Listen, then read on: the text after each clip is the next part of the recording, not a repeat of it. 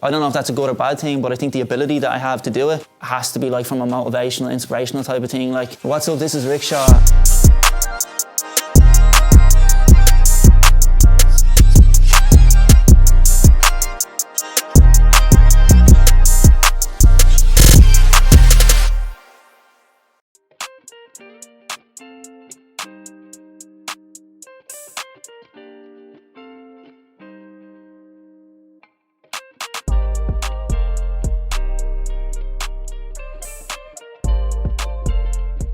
What first got me into music basically was like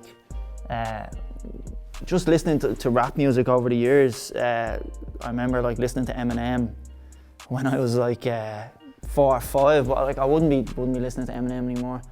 Like people like that got me into music. Mac Miller, Juice WRLD, Travis Scott. Like, they were one of the ones who I like listening to them. Like I love music so much, why wouldn't I make it myself? You know what I mean? So they were like the inspiration behind me starting up. And then once I started up, I mean, everything I done at the start was a little bit shit. And then it just got less shit as I kind of went on. And then like I'm just improving every day at the moment, so.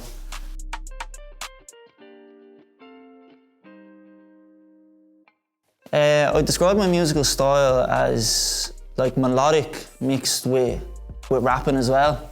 I take a lot of inspiration from like American trap. But like I'd put my own spin on it. Like I take my inspirations and run with them. I never like box myself in. If I hear a certain sound and I want to like kind of make that sound, I take the sound and run with it. I don't just make a carbon copy. I put my own style in it. So I make so many different styles. My music style is more trap oriented with pop as well.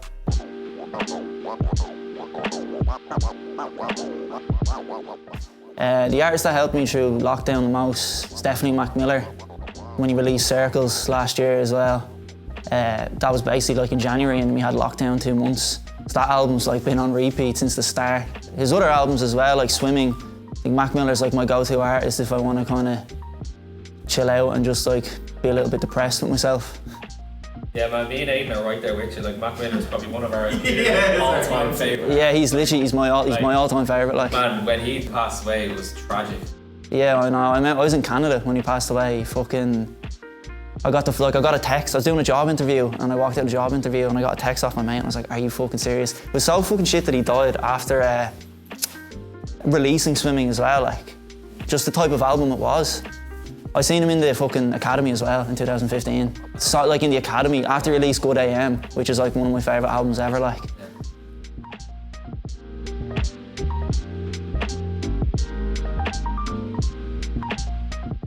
Artists about to blow up in Ireland. To be honest, like I don't know like who's gonna blow up at the moment. Like a total blow up, no one's actually had a blow up yet. I suppose you can put like your big artists up there like Kojak and Jafaris. Like you have Reggie Snow who's already kind of blown up. But I'd put like if I had to put my money on anyone, it would kind of be like your Seven Dobie, Boy Wonder, Pat Lagoon, JLOL I suppose as well. There's a lot of like really good artists who I think are just on the surface of like, not the blow up stage, but like the stage of like getting to where like the Kojaks and Jafaris are at. And then like for blowing up, I mean, no one's blown up yet, but I think it's only a matter of time before someone does.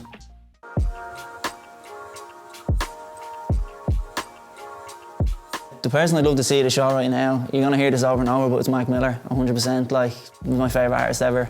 Also, have to mention Juice WRLD as well, like, he's always on repeat for me too, so it'd be Mac Miller, Juice WRLD, that'd be fucking so fresh.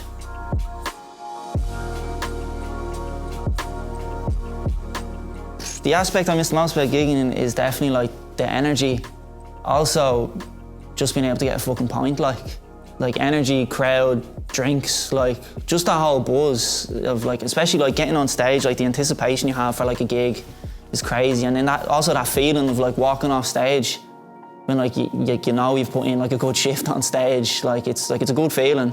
It's just like the feeling of the energy and stuff, and just even the atmosphere of like walking into a place, load of people there just drinking and having a good time. Seems like it's gonna be a long time till that happens again, like.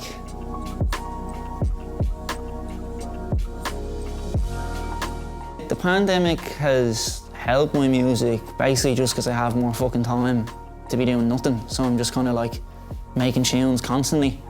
Like that's so much time on your hands, like you're just constantly like trying to get beats and make tunes just almost for the sake of doing it, just having something to do. And then it's probably hindered my music as well, just because sometimes it has to come natural to you. Like that inspiration to make music has to come natural to you. And then if I'm just sitting in the gaff constantly and I'm making constant tunes, I'm like, fucking hell, like what am I even doing? Like half the time you're just doing it for the sake of having something to do. When I feel like creative, if you're like a creative, I feel like it has to be like from a motivational, inspirational type of thing. Like, and if you kind of overdo it, it doesn't like hit the same at all.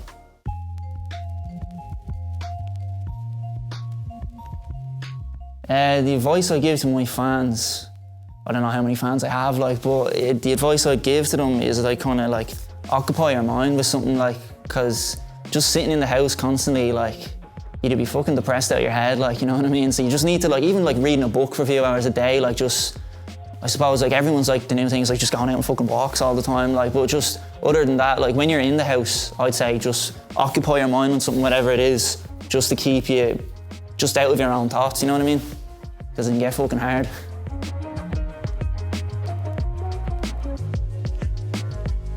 The most useful tools for me as an artist, personally I'd say like my ability to be able to change my style.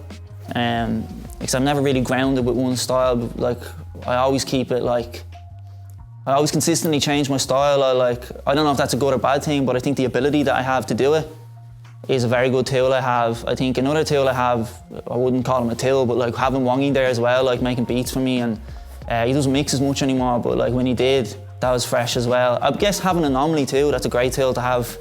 Helps me with like the PR and all the lads out there as well, like they always help me with stuff.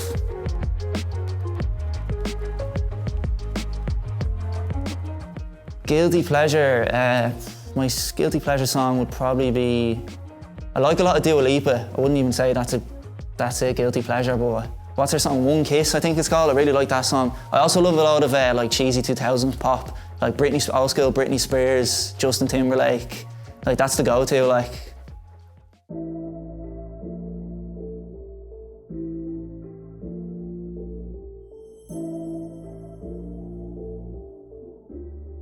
First song I play with my mates in the car after lockdown would probably be The Grinch by Trippie Redd.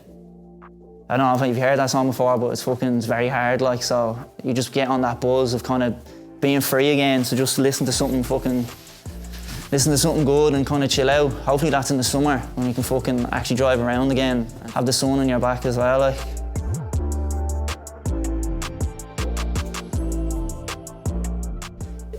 What's next for me as an artist is I have a project coming out this year. It's mostly like, it's more pop oriented than like my older stuff. There's no rapping on it, it's mostly melodic. It's called Saturday Night at the Movies. It's gonna come out sometime in the summer. So it's basically all done and dusted at the moment. So like my music for this year is done and I'm gonna start releasing soon enough. So keep your eyes out for that project. Yeah, digital. I don't fucking have a vinyl record, so it has to be digital. Spotify 100%. That's a tough one. I'd say Netflix, because the fucking ads on YouTube are a pain in the bollocks. Text.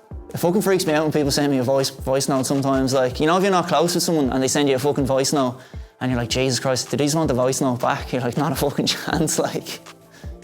iOS, I've never fucking had an Android phone in my life. Instagram 100%, I don't use TikTok. Chinese any day of the week. Gaff parties are always the fucking best, man. Has to be a gaff party, like. But I'd say at the current situation, you take going to like a nightclub, just because I haven't fucking been to one in so long. You take a nightclub, like. I have an EP coming out very soon. My first single's coming out on the 5th of March, so stay tuned for that.